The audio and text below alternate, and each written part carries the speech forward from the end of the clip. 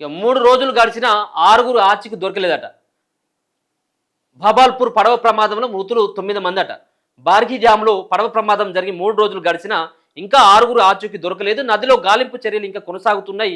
శుక్రవారం వెలికితీసిన 5గురు మృతదేహాలతో మృతుల సంఖ్య 9కి చేరింది. ఈ విషాద ఘటనలో మరణించిన వారిలో మహిళలు, చిన్నపిల్లలు ఉన్నట్లు సమాచారం.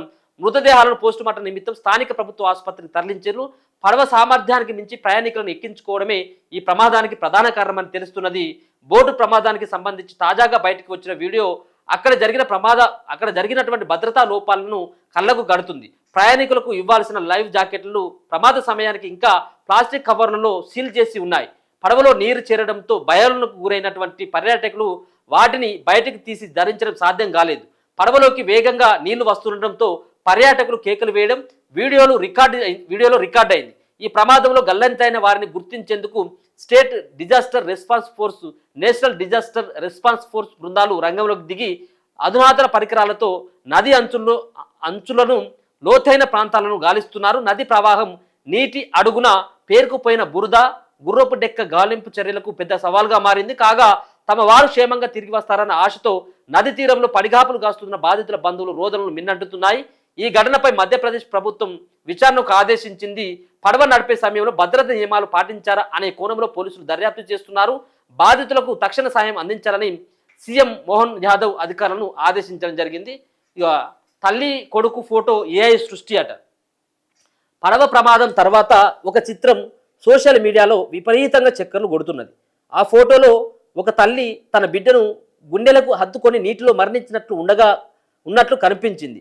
అయితే దర్యాప్తులో ఈ ఫోటో నిజమైనది కాదని తేలింది. ఇది ఏఐ అంటే ఆర్టిఫిషియల్ ఇంటెలిజెన్స్ ద్వారా సృష్టించిందని చిత్రమని నిపుణులు వెల్లడించారు.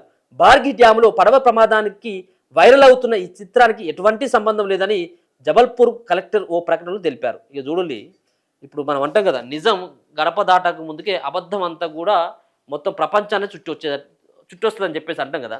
ఈ ఫోటో నేను చాలామంది స్టేటస్లు చూసిన. సరే, ఈ ప్రమాదం చాలా అత్యంత బాధాకరమైనటువంటి ఘటనే. దీంట్లో తల్లి కొడుకులు వేరైనటువంటి ఉన్నది.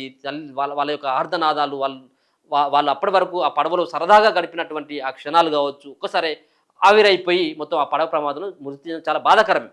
కానీ ఇక్కడికి ఫోటో తల్లి అంటే ఎవరికైనా కానీ, కొడుకైనా కూతురైనా, కడుపులో పుట్టినటువంటి వాళ్ళైనా తమ ప్రాణం పోయినా పర్వాలేదు, కానీ కడుపులో పుట్టినటువంటి వాళ్ళు బ్రతికుండాలన్నటువంటి ఒక ఆలోచన చేస్తూ ఉంటారు ఎవరైనా కానీ.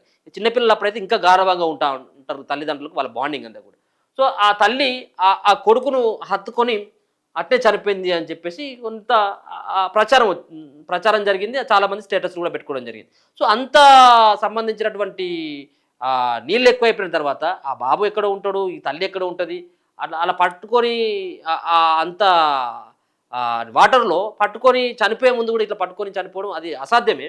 సో ఎందుకంటే ఇది ఇట్లా ప్రచారం అయింది కాబట్టి మనం మాట్లాడాల్సిన అవసరం ఉంది. మొత్తానికి ఇదంతా కూడా ఆర్టిఫిషియల్ ఇంటెలిజెన్స్ తోటి క్రియేట్ చేసినటువంటి ఫోటో అని చెప్పేసి చివరికి తేల్చేయడం జరిగింది.